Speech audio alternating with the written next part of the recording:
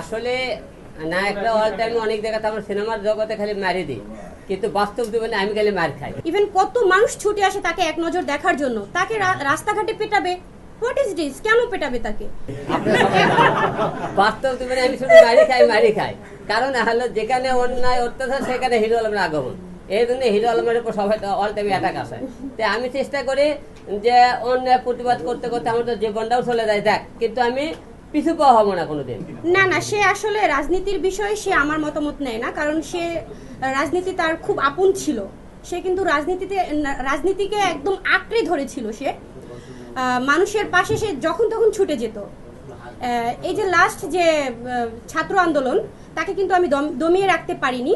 সে আমাকে বলেছে রাজপথে আমাকে প্রয়োজন, আমি রাজপথে থাকবই, যতদিন আমার জীবন আছে আমি রাজপথে থাকবো। তো রাজনীতিতে সে আমার কখনই পরামর্শ নেয়নি, বাট ইদানিং হচ্ছে হয়তো বা একটু নিচ্ছে।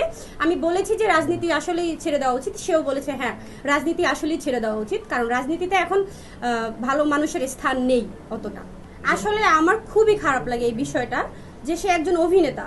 আমরা বাংলাদেশের 64টা জেলায় গিয়েছি, বাংলাদেশের 64টা জেলায় গিয়ে দেখেছি যে মানুষ তাকে কতটা লাভ করে, কতটা পছন্দ করে।